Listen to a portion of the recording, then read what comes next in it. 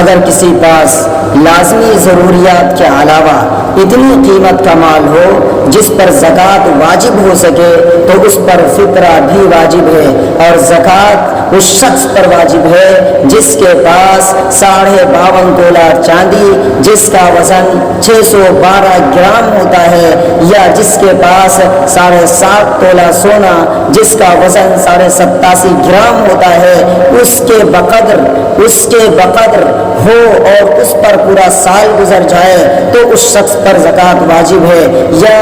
کچھ سونا ہے کچھ چاندی ہے تو دونوں کو دیکھیں گے، اگر دونوں کی قیمت 52.5 تولہ چاندی یعنی 612 گرام چاندی کے بقدر پہنچ رہا ہے تو اس شخص پر زکوٰۃ واجب ہے۔ اب ایسے شخص کے لیے ضروری ہے کہ وہ فطرہ بھی نکالے زکوٰۃ بھی نکالے۔ زکوٰۃ اور فطرے میں ہلکا فرق یہ ہے کہ زکوٰۃ کے مال پر پورا سال گزر جانا ضروری ہے۔ مثال کے طور پر آج ہمارے پاس 612 گرام چاندی ہو گئی اور ہم اس کے مالک ہو گئے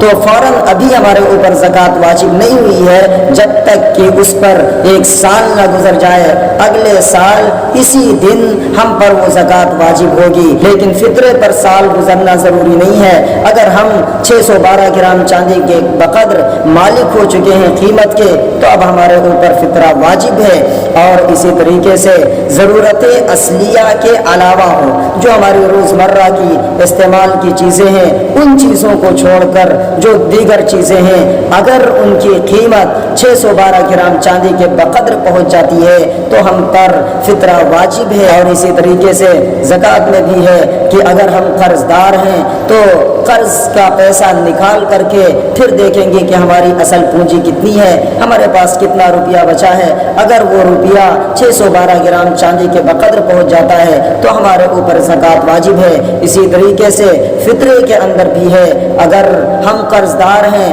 تو وہ قرض کا پیسہ نکال دیں گے، پھر دیکھیں گے کہ ہمارے پاس کتنا پیسہ بچا ہے، اسی اعتبار سے ہم فطرہ بھی نکالیں گے۔ اگر اسی طریقے سے ہمارے پاس کئی فلیٹ ہیں کئی مکانات ہیں جن کے خریدتے وقت ہماری نیت تو یہ تھی کہ ہم اس پر رہیں گے تو اس پر زکوٰۃ نہیں ہے، جب تک کہ نیت ہماری یہ نہ ہو جائے کہ ہم ان کو بیچ دیں گے تب تک اس پر زکوٰۃ واجب نہیں ہے، لیکن فطرہ واجب ہے کیونکہ وہ ہماری ضرورت اصلیہ سے زائد